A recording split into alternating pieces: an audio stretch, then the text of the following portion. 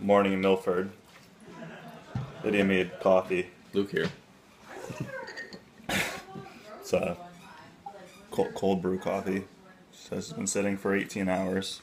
Yeah, she has this technique, but I'm not convinced it's superior. It doesn't make it any better.